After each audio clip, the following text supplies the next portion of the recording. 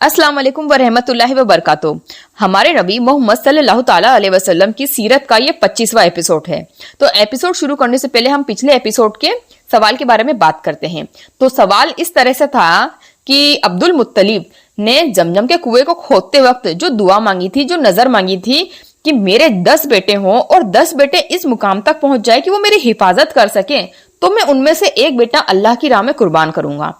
तो उस बेटे का नाम क्या है? तो उस बेटे का नाम है अब्दुल्ला, जो हमारे नबी सल्लल्लाहु ताला अलैहि वसल्लम के वालिद साहब हैं। ठीक है, अब एपिसोड शुरू करते हैं। अबराह के लश्कर पर अल्लाह का अजाब आया और वो खातिमे के अंजाम तक पहुंच गया।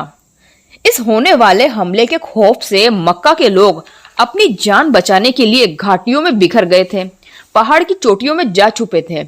और उनको जब ये इत्मीनान हो गया कि लश्कर पर अल्लाह का अजाब आया है और वो खत्म हो चुका है, तब जाकर वे लोग अपने अपने घरों को वापस आए।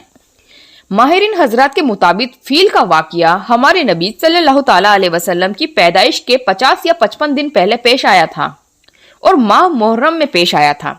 लिहाजा ये 571 ईस्वी में फरवरी के आखिरी में और मार्च के पहले हिस्से में पेश आया था। वाकया अल्लाह ताला की एक खुली निशानी थी जो नबी और काबे के लिए जाहिर हुई थी। उस दौर का अहले इस्लाम का काबा बैतुल मुकद्दस था और वहां के बाशिंदे मुसलमान थे। इसके बावजूद वहां पर अल्लाह के दुश्मन मुशरिकीन का कब्जा था।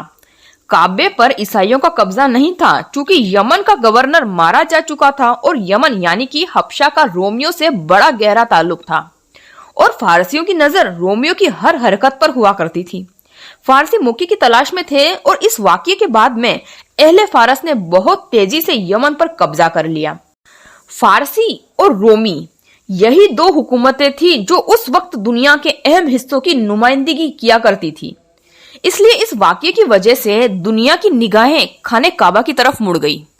इन दोनों हुकूमतों को और सारे लोगों को बैतुल्ला शरफ की अजमत का खुला खुदाई निशान दिखाई पड़ गया और ये बात अच्छी तरीके से लोगों के दिलों में बैठ गई कि यह अल्लाह का घर है और अल्लाह ने इसे इबादत के लिए बनाया है और तकदीस के लिए चुना है। आइंदा बैतुल्ला की आबादी और लोगों को नुकसान पहुंचाने से पहले इस वाकये से सबक लेना होगा और उसके बाद में खाने काबा पर बुरी नजर डालने की किसी ने हिम्मत नहीं की।